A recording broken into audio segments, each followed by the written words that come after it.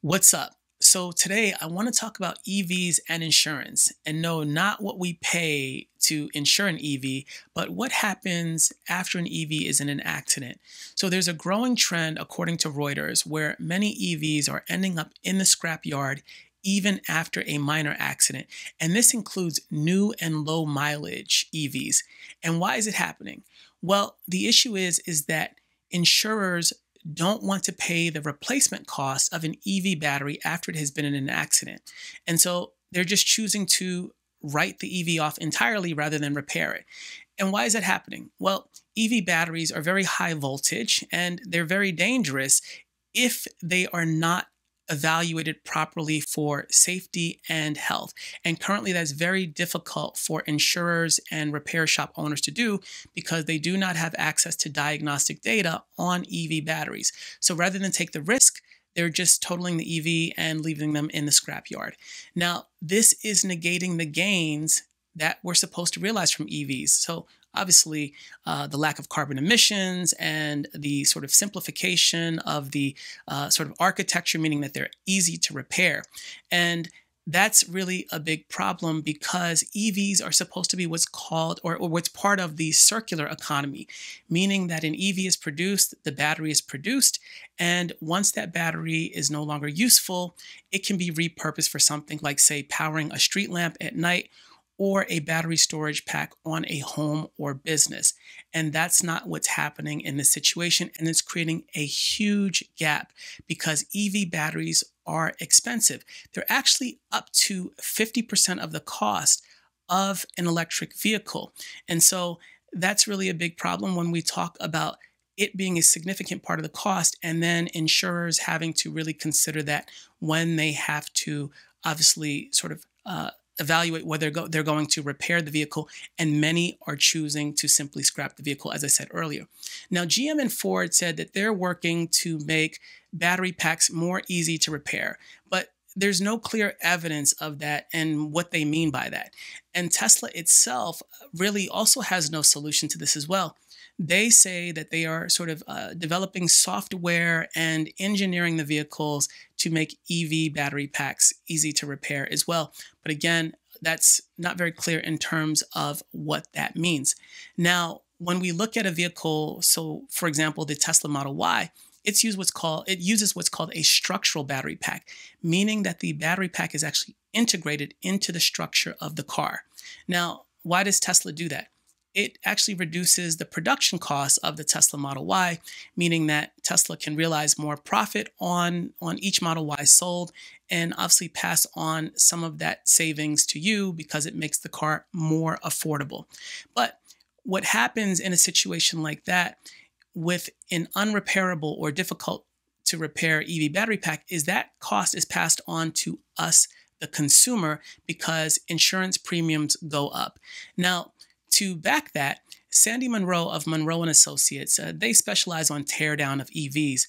They say with the structural battery pack in the Tesla Model Y, which uses the 4680 round battery cell, there is zero repairability of the Tesla Model Y if there is damage to the battery pack.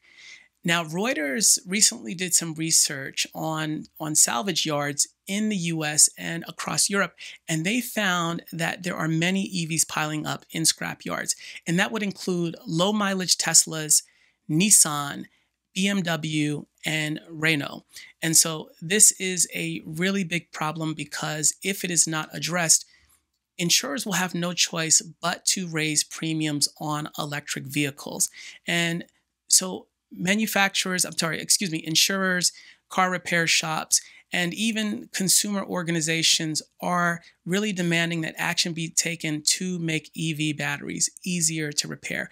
One of the solutions is for auto manufacturers to produce easier to repair battery packs, meaning sort of integrating them into the car where if there is damage to the car, an auto repair shop can more easily access that battery and repair it. So that would include making smaller battery modules, as well as giving access to battery cell data so that car repair shops and insurers can determine the health of the battery and the safetiness or the safety of the battery, meaning they can determine whether the battery can continue to be used in the vehicle or if it is, in this case, a write-off. However, insurers without that data, or even with that data, don't want to do that, is because if there is an issue after the car is repaired, and so let's say that there is a high voltage surge through the vehicle which causes a safety issue, or if there is a battery fire, there is huge liability to an insurer for certifying that car, certifying that battery pack to be put back on the road. So they absolutely don't want to do that. So this is a real challenge right now, and what they and car repair shops and advocacy organizations have done is, especially in the European Union, is petition the European Union to urge auto manufacturers to make EV battery packs easier to repair. Now, one of the other issues too is that manufacturing an EV battery is very carbon emissions intensive. There's a huge amount of CO2 emitted as a result of battery pack production.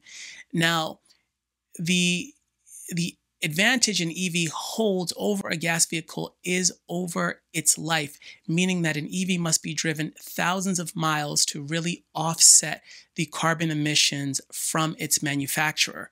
So when that EV is damaged in an accident and ends up in the scrapyard, basically that is just a huge sort of carbon intense process that no benefit has been realized from. And so that's a real issue as well in terms of producing these EVs in mass and not having solution for being able to deal with the battery packs and also repurpose them as well. So insurers, and as I said earlier, car repair shops want access to battery data, to diagnostic data from automakers in order to make an assessment. However, automakers have not been willing to provide that information, and a lot of that information is proprietary, and there's no real guarantee that even having access to that data is going to produce any real improvement in the situation with EV batteries. So this really does fall on the automakers as it relates to safety systems, as it relates to the design, engineering, and performance, and ultimately the safety of the vehicle as well. And so that's what we have right now as it relates to EVs and insurance, and sort of the state being that there being no real solution for this. So yeah, I'd like to hear from you about sort of what you think about this in terms of, whether it's a solution that automakers should be forced to rethink, especially in the situation of the structural battery pack in the Tesla Model Y, or is this a situation where diagnostic data would help correct some of this situation as well? And then finally, at the salvage yard, these EVs require special handling as well, because an EV has to be left in sort of essentially a safe area due to fire risk. And so you have these EVs piling up, and it's a lot of work as well as a higher risk for the salvage yards to deal with, to break down those EVs. And even when they do break down those EVs, they have to put the batteries in sort of special safety containment sort of containers in order to really prevent sort of fire or any other sort of catastrophic or safety related issues. Let's say high risk of a voltage shock to sort of a yard worker in that salvage repair shop.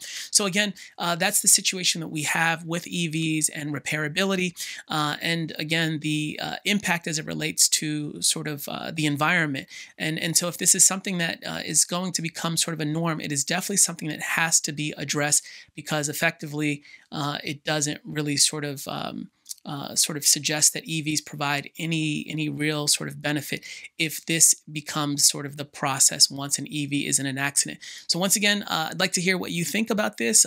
Please leave your comments below. Also, thanks for checking out this video. Don't forget to like and subscribe, and I will see you in the next one. Thanks a lot.